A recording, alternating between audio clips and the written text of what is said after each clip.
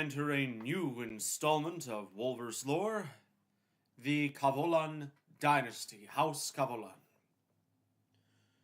Today we shall learn about the three King Tharvanachs, Tharvanach the First, Second, and Third, and the role of various early American heroes. Or villains, perhaps. Well, you don't know yet. And we are in a sterile academic environment, so we shall not pass judgment on them too quickly. Now, a reminder, the rest of the world in the 1600s is still doing stuff. The Ottoman Empire was at its peak. The scientific revolution and religious civil wars was tearing Europe apart. Meanwhile, China has been humbled by the Manchu, who then adopted Chinese culture. The Japanese remained isolated throughout the Edo period, and the Mughal Empire reached its zenith, creating the Taj Mahal. Of course, thankfully, the heroic Christian armies, except that no Khan is not appropriate, they saved Vienna. Now,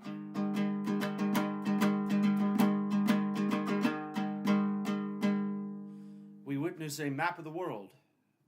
Of course, Wolkodia's world in 1750. The Kharian host, the colony of Tartan. If we see here is the reach of Wolkodia and her empire. Here is Athanopiana. We witness the Kharian host opposed to Wolkodian colonies. Ostcliff, that is the colony that defended itself against Kharia. Wolkodia here is a very powerful nation, but on its side are various proto-Wolkotic kingdoms that aren't fully Wolkodian, but have largely assimilated into a Wolkodian identity. Now, we begin with the first British colonies. Now, when the initial British colonies came to North America, they were not in a land of godless savages, but on the frontier of a powerful and dangerous empire to the west. Pilgrims noted that the primary Wolkodian complaint was that they lacked faith in God, not that they were overzealous nut jobs, as according to modern American understandings of the Pilgrims. Now, the initial British colonists felt two primary fears. First, and these fears were real. First, they did not want to be absorbed as just another tributary kingdom of Wolkodia, especially if their own people are converted to Thorak's faith. And second, they feared that the peaceable Wolkodians would change their ways and turn to violence under an unruly king. So they respected the Wolkodians as an ally, a potential ally. But they were scared that they would not always be an ally. Now, of course, King Tharvanach I reunified Wolkodia from the Republic and reestablished Wolkodian power. The first thing he did was ensure that European powers wouldn't exploit a weakened Wolkodia and conquer it. And he did this mostly by mediating several colonial disputes in North America. But then he further developed the Wolkodian people. Now, his son, King Tharvanach II, was not as noble of a ruler. This was not the case with him because he wrongly believed that he had a divine mission to spread Wolkodia's glory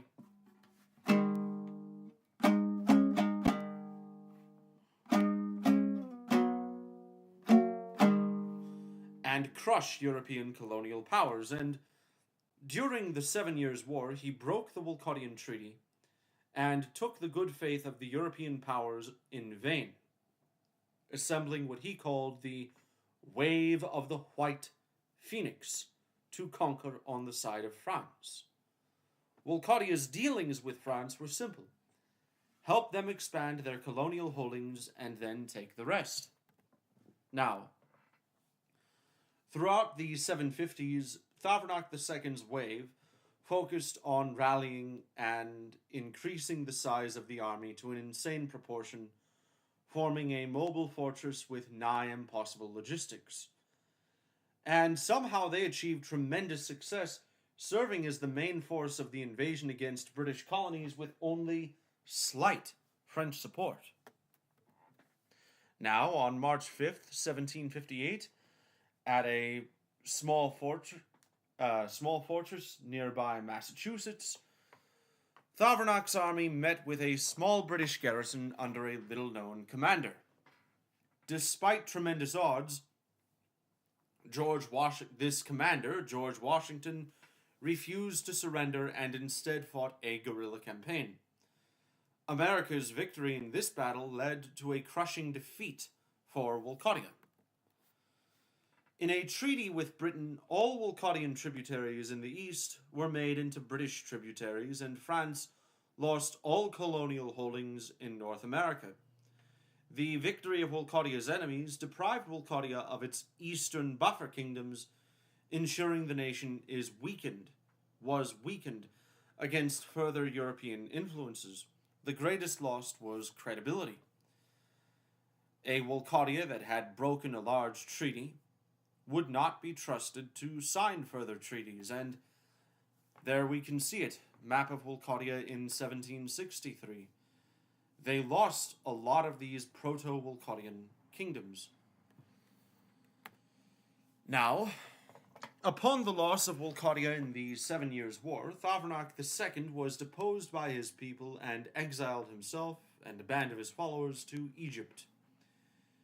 His terrible deeds eventually paved the way for the kingdom of Telenvar to plague the Middle East and commit genocide against Muslims.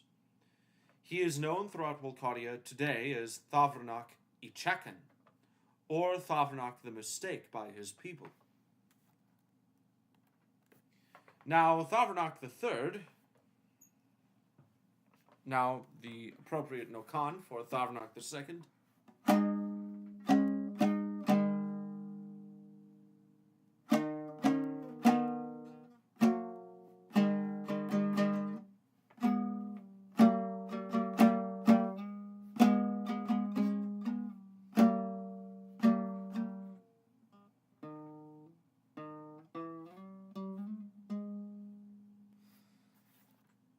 was there. Now we have Thavernach III.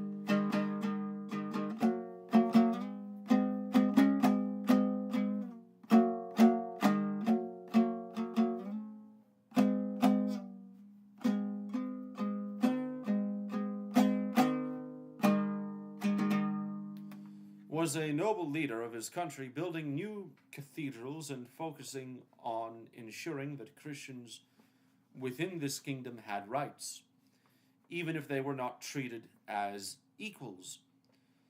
Now, his reforms ensured Wolcottia's good standing with Europe, even as he fought successful wars against Russia over Alaska and Ethiopiana. But in America,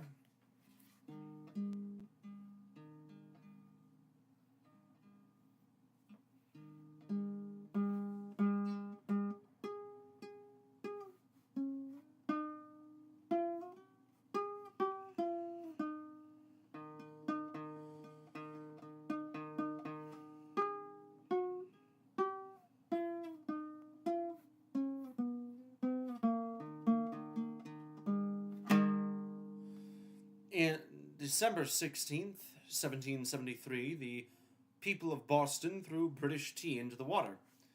This came after tension rose with the British government over the issue of taxes.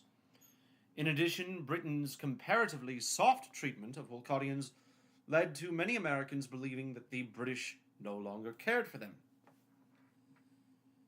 And so the American Revolution was fought just as it was in real life, with anti-Wolcottian sentiment being a minor influence in the American Revolution. King Kavolan III was neutral in this war, preferring to let the 13 colonies handle their own affairs.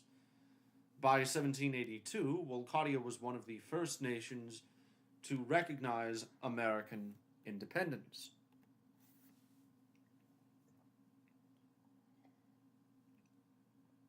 Now, the Founding Fathers had a similar doctrine with Wolcottia that they did with any other nation. Honest commerce and friendship with all, but entangling alliances with none. Wolcottia did not mind America's attitude, and initial disputes were held over Wolcottic kingdoms between each nation's proper territory.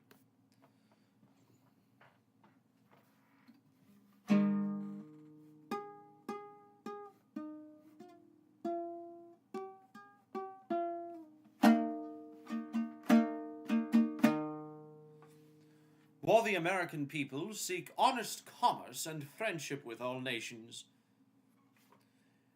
a true alliance with the Wolcottians is inadmissible unless we forsake our Christianity or they forsake their pagan monarchy. Thus said John Adams, the second President of the United States of America. Following the War of 1812, the USA began oppressing Wolcottian kingdoms due to their alignment with Britain and demands for their own independence. This led to a major court decision in 1823, stating that the First Amendment only applies to Christian and Enlightenment religions, not to Thorax faith. Soon American settlers appeared in various Wolcottic kingdoms, bringing with them slave plantations and missionaries. Their goal was clear. These monarchs had no sovereignty over their land. By 1830, local Wolcottians were deemed racially inferior by the American government, and calls for territorial expansion begun. Now, the death of King Kavolan III led to his heir, Nasht, taking power. Nasht was not a bad man, and as a ruler he sought diplomacy with as many nations as possible. However, he prioritized maintaining tradition and colonial ventures to modernization efforts, and he also had festivals with foreign dignitaries who seemed to enjoy them a bit too much. Now, Nasht still was a decent king, just in a bad time, as throughout most of his reign, he focused the majority of his efforts in moving west. Ilzar Alaris was a little-known Wolcottian explorer who traveled deep into Zealandia. And in Zealandia's south, he found an ancient temple and the plaque left to him by the ancient Atlanteans. And, of course, all esoteric stuff is found in Zealandia. Now, there's your little flicker of esoteric light here. But back to the American invasion.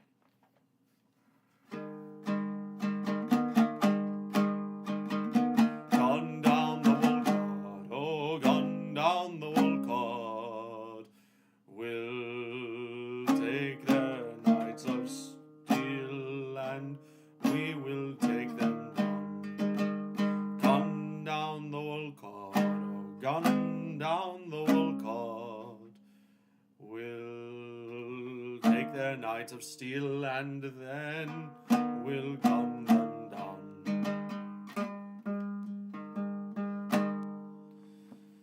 Of course, on May 1st, 1836, President Joseph Smith of the United States declared war on Wolcottia. A brave Wolcodian triumvirate held up against the American invaders, although Japatalu was nearly sacked by them.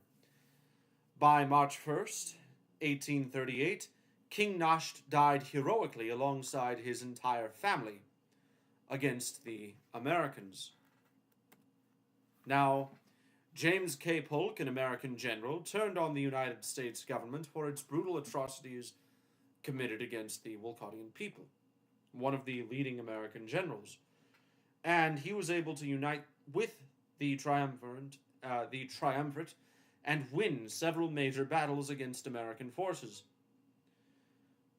eventually instilling a tolerable, if deeply wrong, peace treaty with the United States. Now, the United States conquered a large section of Wolcodian territory, and they established the Missouri Republic.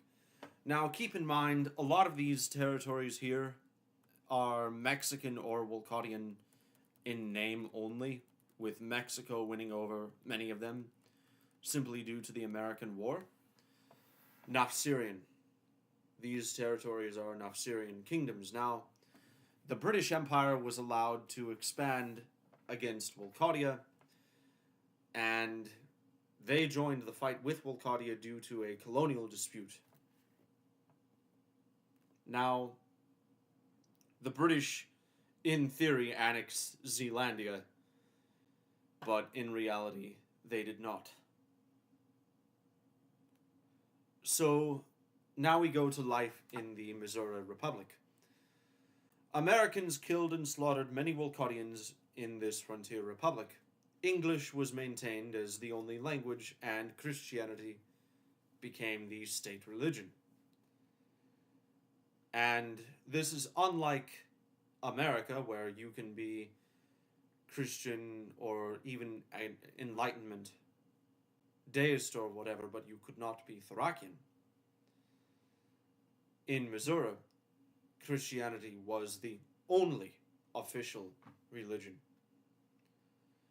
Now, while Thorax faith was banned, many Wolcodians disguised their sermons as Christian events and called their religious buildings Kursha, which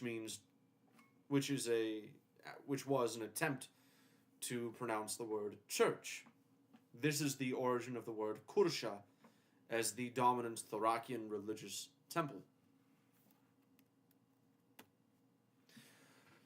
Now, not dominant, but a smaller and more modest one that could get away with it.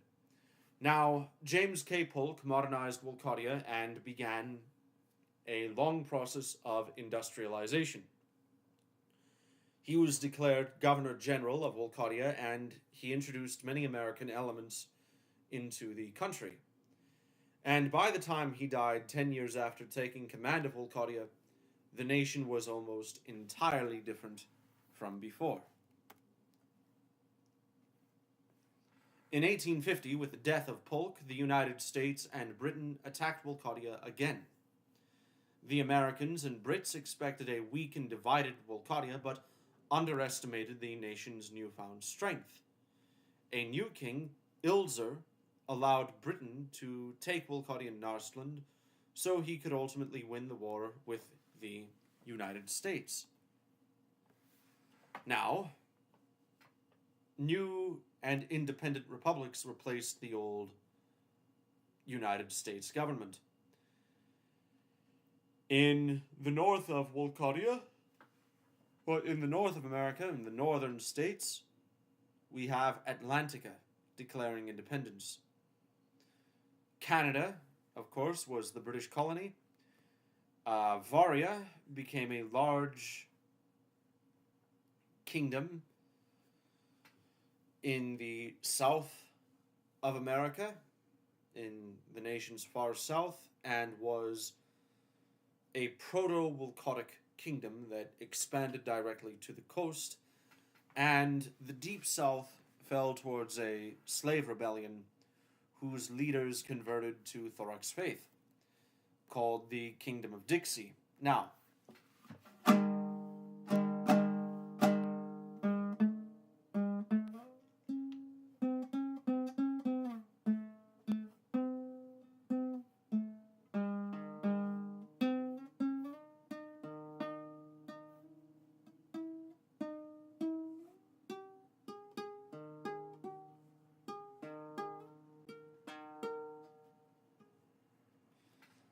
in 720 YSJ, or 1854 AD, with the loss of the American government, Wolcadia achieved its ultimate goal: the downfall of the United States.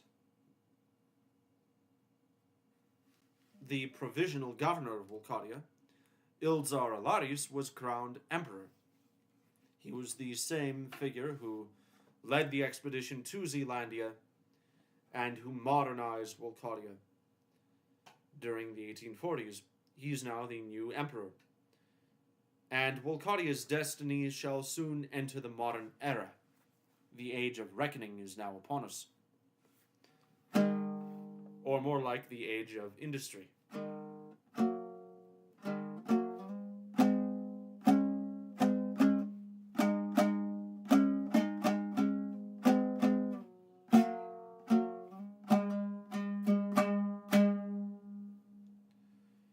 And now that the age of industry is upon us, we are free to talk about the Alaris dynasty, an industrial empire, and Wolcadia's own new grievances with the world. But until then,